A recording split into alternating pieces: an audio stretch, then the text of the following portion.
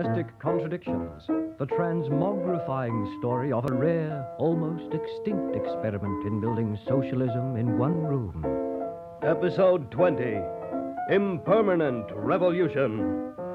After the thesis, the antithesis, and the synthesis, there come parenthesis and paralysis. Life in the room is on the ebb. Already Dee, Nigel, Zach, and Cherry have exiled themselves in the face of the growing influence of Hazel McDunstan. As we tune in on the room, another departure is imminent. Conrad, as good as his word, is taking Anne away from all this. I don't believe it. I do not believe it. You'll have to believe it. We're going. But to Russia? Christ, Con, is that the place to take a child? There is only one place you can decently bring up a child, Clive, and that's in a communist society. Total child care. Oh, you're not going to tell me that Russia's a communist society. Come off it. You wouldn't last 5 minutes, you old trot. I've never said I was a Trotskyist. You don't need to, mate. It's obvious from the way you talk. What do you mean by that? That's what I mean by that. I'm surprised, Clive, that someone as utterly politically superfluous as you should be so perceptive. Thanks a lot. Of course, you're right. I'm on a secret mission for the Fourth International to foment a general strike inside the USSR. I'm taking in my complete set of files for Samizdat circulation. So? Well, that's the highest form of underground literature. But those files of yours weigh about half a ton. I had them microfilmed at the Video Access Centre. Before the government closed it down, eh? I'm taking them with me inside this poison ring, see? Are you all right, Con? Humour doesn't really suit you, you know. It's no joke, I assure you. Are you ready, Anne? She hasn't got a toothbrush. Here, Annie, take Clive's. He never uses it. Who says? And I left my Walt Disney doll in the freezer, Grace. What a good idea. Come on, Anne. We've got to catch that plane. Have you got your jar of Vegemite, Annie? Yes, Grace. I'm sure they have Vegemite in the Soviet Union, Grace. It's the people's paradise. It's not America, you know. No. All they've got in Russia is ersatz-mite. Some sort of oil fields byproduct. Oh, really? Oh, I'll have to do something about that. I'll just write that down. The, What Vegemite are you, mate? question. 1 minute you're an agent for the Fourth International, and the next you come on like a KGB operative or something. Strange you should mention that, Clive. Well, I don't suppose it matters now, though. Now that I'm going home. What are you talking about? There's something you ought to know. What do you think pays the rent here, Clive? Don't know, mate. Never like to inquire too closely. Moscow gold. Sizzling spondulics. Yes, Clive, I mean... I've been a KGB agent all along. I've been working inside the Fourth International, who are, well, somewhat misguidedly, sending me into Russia, where I shall fail gloriously to foment a general strike. Is this a joke? And then retire on my full colonel's pension to a little dasher on the Black Sea. Looking after Anne will be a perfect cover for my real work. Oh, geez, that's a bit rough on poor little Annie. You might get her into all sorts of trouble. What does she think about it, anyway? Hey, Annie, what do you reckon about this caper? It was my idea. Hey? Well, I want to go to the Nina Semolina School of Tumbling and Jazz Ballet, so I did a deal with Con. He's going as my guardian. I cover him, he covers me. How do you feel about this, Grace? Well, it's fine by me. I'm CIA. I think I must be tripping. We'll just have to take the bike, then. You're going to ride a push bike to Russia, dinking a kid on the back? No, on the bar. Oh, that's all right. But why go to all this trouble? Why not just sit here and wait for them to come to you? Some of my friends reckon they're on their way already. I'm expecting a knock on the door at any moment. That's why we're leaving. Goodbye, Clive, and good luck. You'll need it. Thanks, Colonel. Goodbye, Grace. I'll meet you in Alaska. We're buying it back, you know. Well, business is business, comrade. Bye. Look after Annie. Yes. Bye, Annie. Bye, Grace. See you in the circus, Clive. Bye, Annie. Bye-bye. Bye. Bye, Conrad. Bye-bye, comrades. Well, that's it. They've gone. Suppose you feel a bit strange, eh, Grace? Both kids gone off. What are you going to do with yourself now? Bit tearful, are you? Me? No. I feel great. I'm free at last.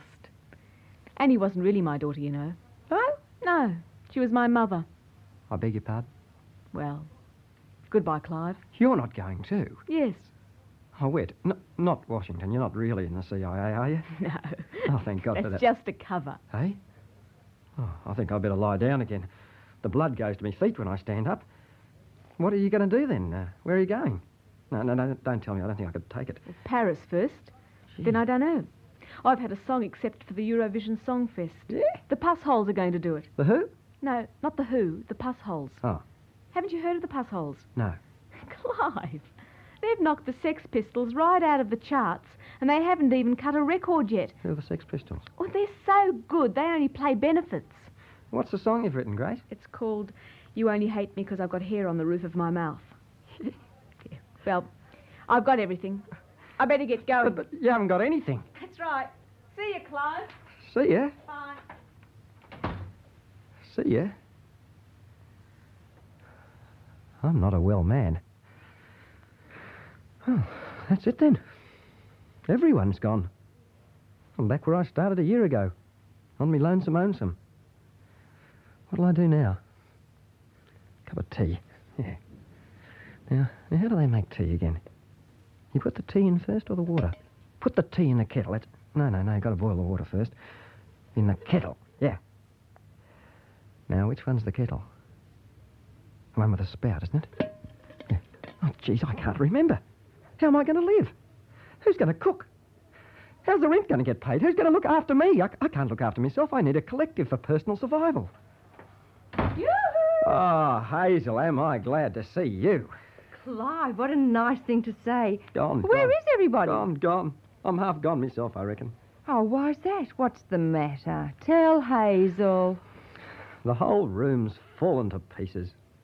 Everybody else has got something more important to do. I don't know what's happening. The whole fabric of the counterculture, the alternative society, it's just disintegrating around me. I'm too old to make a change, Hazel. I'm 33. I've been living like this for 10 years. I can't change now. You're now too old to change, Clive. I'm 43 and I'm changing all the time. I must have made them tougher in your day, Hazel. But me, look at me. I'm totally without personal motivation. I can't even stand up anymore. I'm not even an individual. I'm a group of one. I need more people. I'm sure we could come to some kind of arrangement, Clive. I can pay the rent and I'll feed you up, get you on your feet. Oh, don't say that. It makes me feel dizzy just to think about it. Well, why don't we have a nice game of three-handed euchre on your bed? But there's only two of us. Come in. It's open. Oh, why, so it is. Excuse me. Look, I know this is irregular, but... Come in. Don't just stand there. Well, why, thank you. I heard you were looking for a third person for euchre. That's right. But how did you know? I was listening in on your conversation. Oh, no, don't tell me. ASIO. Oh, no, nothing like that. No, I was listening in from the control booth. Well, you don't know me, but I'm the narrator for this radio serial. This what? An actor? Oh, what's your name, handsome? Boris? Sounds unlikely to me. You see, I'd been hoping to use this room hold myself as a stepping stone to a secure career. But now they've all disappeared. They've run out on me. Shazam! And now I've got nowhere to go, and... Well, I was wondering if I might... Well, out with it, dear. Speak up. You've got such a fine voice. Oh, do you really think so? Oh, yes. Well, I've been listening to the way you all live in here, and I started to see, to think. I live alone, you see, and, well, what I really want to say is, can I move in? I'm not so young, but I heard what you said, Hazel, about life starting at, 43? Yes. I've saved up a little, and I'm very clean in my habits. And I know you're short of people. Boris, relax. Welcome aboard, mate. Things are looking up, eh, Hazel? From 1 to 3 in as many minutes. Actor, are you, mate? Do you know Leonard Teal? Oh, I'm Sergeant McCann, and I'm afraid I'm going to have to Clive, ask you to that's come so down like to Len. the That's station. very Boris. good. I'm going to have to ask you to come down to the station unless you can cook. Oh, I can cook. Borscht, broccoli, and the books. A tax consultant, eh? That's just what we need. How nice. Now we can form our own little joint stock commune. Right. Oh, do you play any instrument, Boris? Oh, only a little old string fiddle, Hazel. I'm sure it's not too old, Boris. Excuse me, on the floor. I beg your pardon? You're over time. We need the studio, please. Christ, I'm hearing voices now. Where did that come from? I'm talking to you from the control booth. Look up here. Huh? Oh. We've got to rehearse the weather in the studio straight away, so I've please never seen clear him out before. all that junk. Junk? I think you're making a mistake, young man. This isn't junk. These are the appurtenances of our room. We live here. I'm Hazel McDunstan, and who, may I ask, are you? I'm an ABC producer, ma'am, and this studio's booked for the weather. He's a pain in the ear, who that is he? man. Who is he? Would you please mind removing that rotary clothesline and all those pot plants so we can get Very on with it? rude. I've had to be up in that booth with that man for 20 weeks now. You understand my Look, Bill, position, we're don't not you? going to take this. Look, you just have to take the weather somewhere else, mate, because we haven't finished yet. You can't just come in and throw people out of their rooms like this. This is not a room, this is an ABC studio. It's been like this ever since Who Alan says left. so? Who says it's a studio, anyway? The progs No. say so, if you must know. Now, please, could you move along? Look, you just sound more like D24 than the weather. Listen, you think you're very clever, don't you, mate? The pathetic little serial Oh, this finish. is insulting us now, isn't it? Very insulting. Even broadband won't broadcast it, you know. No, we wouldn't. Where's Matt? Matt? Come on, clear out, please. I'll ask you not to use that tone of voice at me, young man. Don't you know a person's room is their castle, and we are staying right here. Right on, Hazel. We'll occupy the bloody place, come to think, but we are occupying the place. Here, Boris, Hazel. Boris, grab that microphone and start broadcasting. I'll barricade the door. Give us a hand, Hazel. Certainly, Clive, we will. What'll I say, Clive? What'll I say? Say whatever comes into your head, Get Boris. away with this, you know. Do not tune out, ladies and gentlemen. This is the Domestic Contradictions Liberation Movement broadcasting to the world. Are you receiving us? Somebody bring up the theme. This room is now a liberated organic zone, or ozone. See? Rumors of the world unite. Deny your unreality. Lock your doors. Keep the overlords out. Anti-imperialism starts in the room in which you are now sitting. Somebody please cue Jeremy. That was definitely the last episode of Domestic Contradictions. Next week, be listening when we begin our new serial, Mush, the story of an Arctic sled driver.